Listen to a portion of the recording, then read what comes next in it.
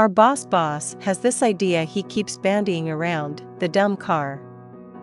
We're still workshopping the name.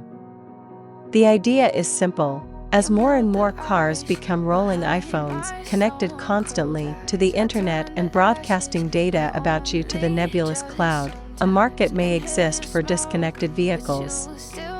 No subscriptions, no over-the-air, OTA, software changes, no personal data collected and sent off to be anonymized and analyzed and sold.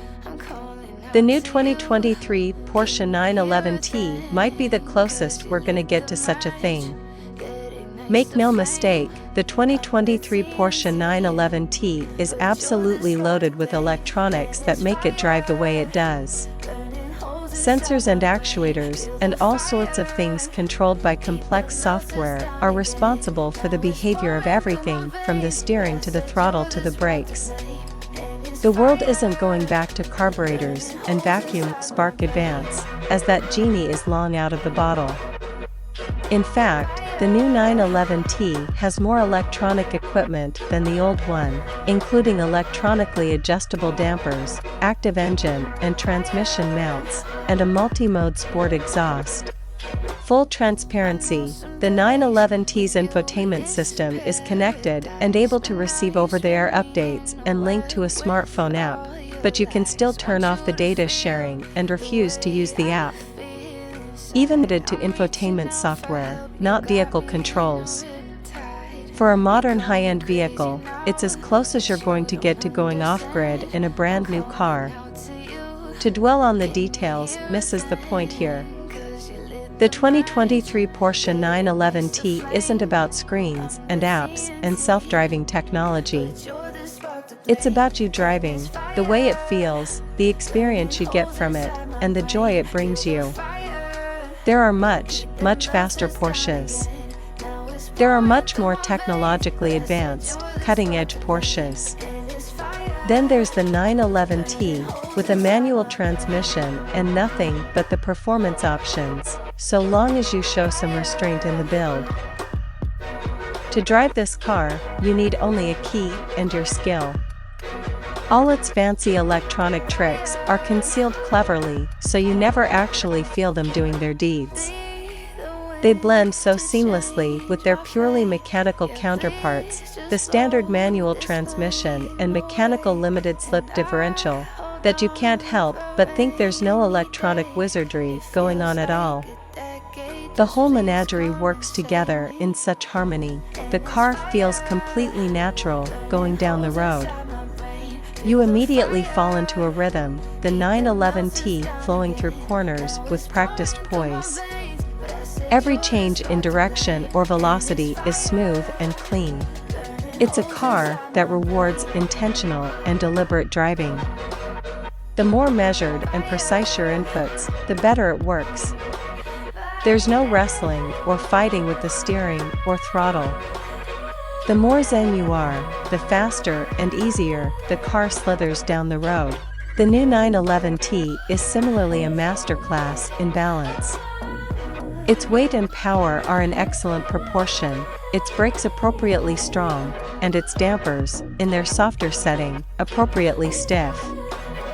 Far from the most powerful or quickest 911, it's a car you can use every inch of on a public road without fear. You can enjoy the drive, the connection between human and machine, testing your limits and the cars, all without having to worry about getting in over your head.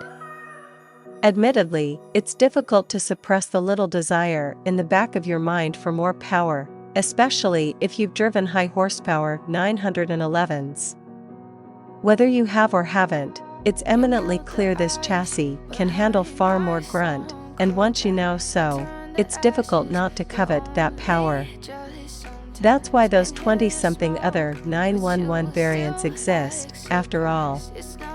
Give the 911T more power, though, and you're just building a 911 GTS. This is a car, then, intended to be appreciated as it is. It is the least expensive, most approachable entry point to the 911's driving potential. That's not to say it's perfect, though. As has been the case for years now, The 7-speed manual gearbox works great in the lower gears and gets fussy in the higher cogs. Running through second, third, and fourth on a mountain road is delightful, but trying to quickly and reliably differentiate between fourth and sixth or fifth and seventh on the morning commute is needlessly frustrating. Similarly, the delightfully small GT steering wheel continues to block your view of the outer gauges on the digital instrument cluster, most notably the fuel gauge. There's also a sense, if you drove the last 911T, that Porsche has civilized this car a bit. It's not nearly as loud inside, despite retaining the thinner rear glass and continuing to jettison significant sound-deadening material. The two-mode dampers allow you to opt out of full-time sports car ride quality. The two-mode exhaust lets you turn down the noise whenever you want. It's a more comfortable car to drive every day and less of a raw sports car. Though we find that somewhat tough to digest in principle, we have trouble arguing with the result. The new 2023 Porsche 911T drives as well or better than the old one in spite of its half measures toward comfort, so it's not easy to be mad at Porsche for offering new ways to use the car without taking much of anything away from the experience. At the end of the drive, you've still received the same wonderful tactile responses. The steering is still light and delicate and talkative. The brake pedal is firm and responsive and communicative. The shifter's throws are short and tight, the pedals perfectly positioned for heel-toe action. The chassis leans into corners, is unfazed by mid-corner bumps, and constantly reassures you of its capability. This is a car that tells you in every way possible you can be confident in it. The only way to escape the coming of the connected car is to buy used.